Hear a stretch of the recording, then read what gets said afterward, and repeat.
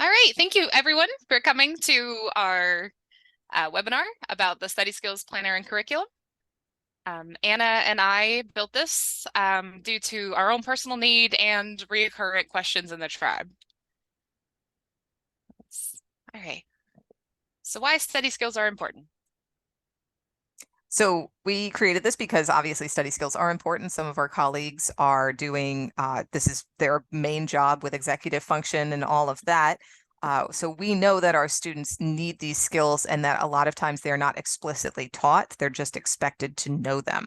So we wanted to create an opportunity to explicitly talk about some of these study skills in order to alleviate some stress, create a more efficient studying, and to lead to a more confident student, just to continue to build on the successes we hope our students have after we're done working with them. So what's happening in the brain during adolescence? So one of the things I think is very important to note is that early adolescence starts at about 11. It goes from about 11 to 14. Middle adolescence is actually 14 to 17. And then late adolescence is what most of us would just call early adulthood. And it actually lasts from about 17 to 25. So the brain develops not all at the same time. We know that. If you're around kids anytime, you know that their brains are always developing.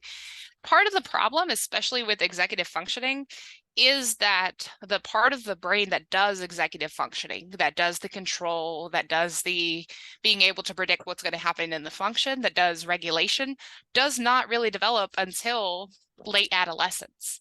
So asking a middle schooler to plan out their week is on their own is really not effective, nor is it developmentally appropriate.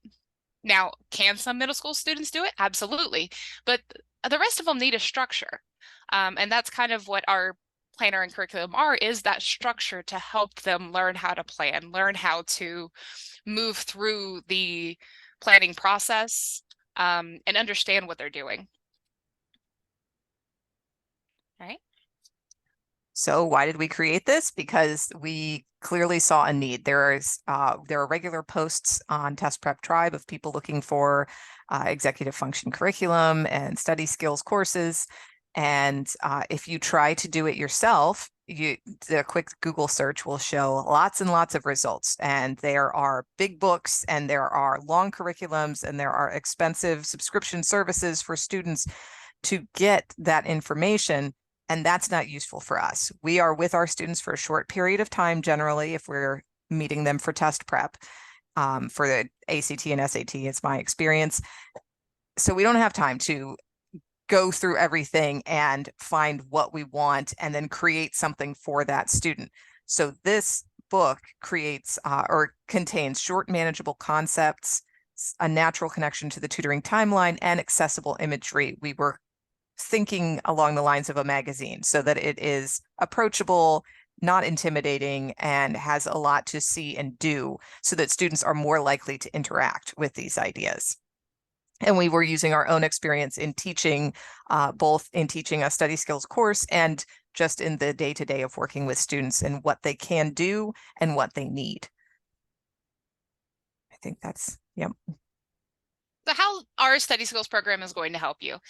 We've divided it into 6 of the most important study skills that parallels test prep to parallel a 6-week course. It can also accommodate up to an 8-week course because we know that those 2 are the primary lengths of courses that most test prep providers have.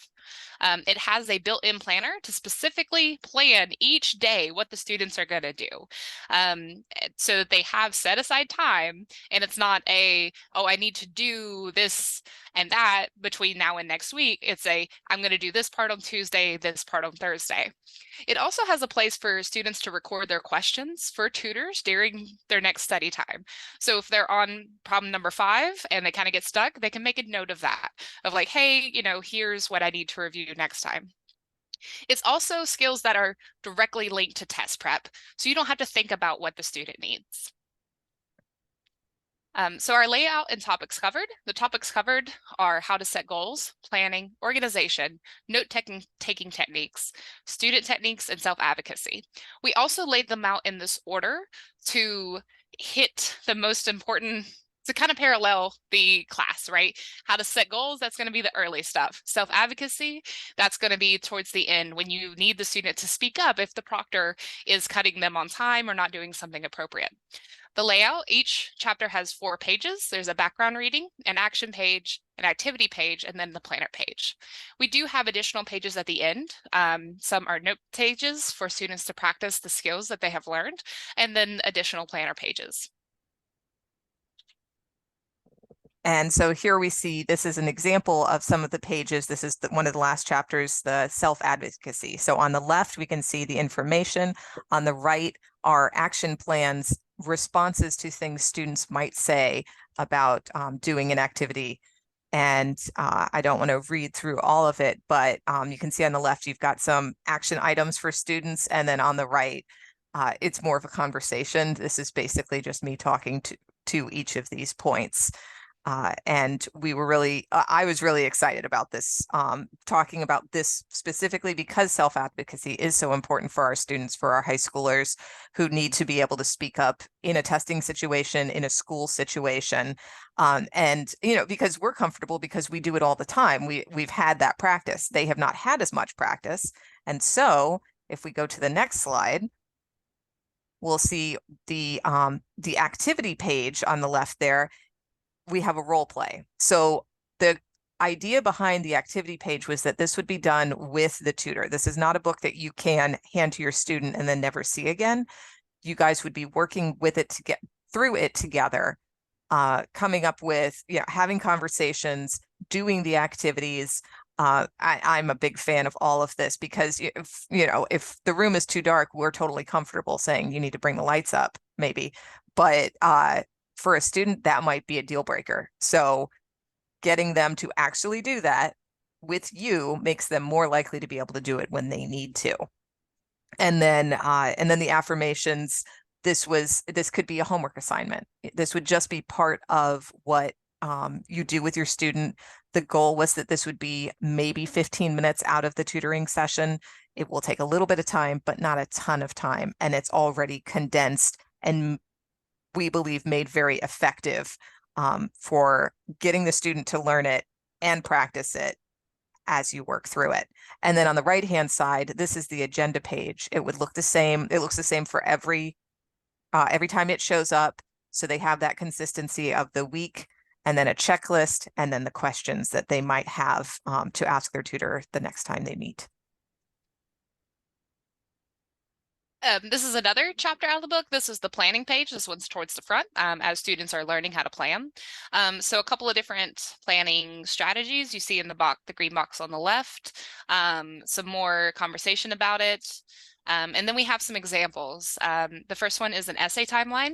All of our kids are writing essays, so showing how to break it down into those sub pieces that they need to go through. You can also create a test prep timeline for them, whatever that works that way. The bottom is an Eisenhower urgency matrix. One of the things with brain development is it's very hard for certain students to prioritize, and that's where the Eisenhower urgency matrix is very, very helpful. So we filled it out as an example of what a lot of students have on their plate each week. The next page is a blank page for them to practice either a timeline or an urgency matrix themselves, as well as another of our agenda pages.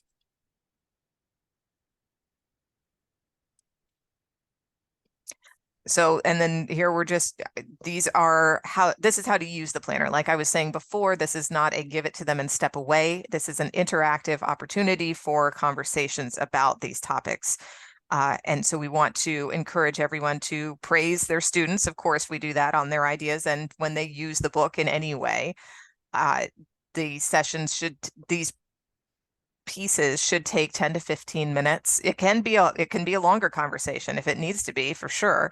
But the idea was that it would be a brief part of your tutoring because we have other things to do as well.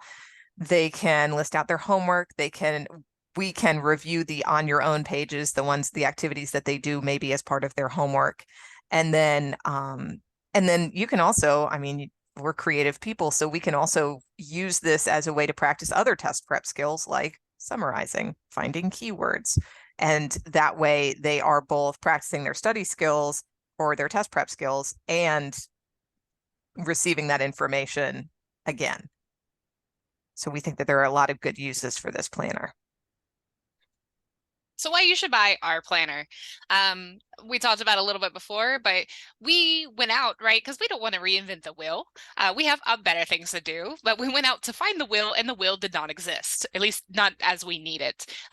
Like we said at the beginning, there were some that are about 20 pages that are about $15 that are just kind of random things put together. And then you have those full curriculums that are 150 pages that are just not going to be appropriate for a test prep situation. The average of those was about $30. Our book is 20 and can be easily incorporated into your fees. If you have a 6-week course, just divide that by how many times the student's going to be there, and it's going to be like under $5 that you plus up. We are offering a discount for everyone who came to this presentation, or if you mentioned the presentation during this month. To order, just contact me or Anna.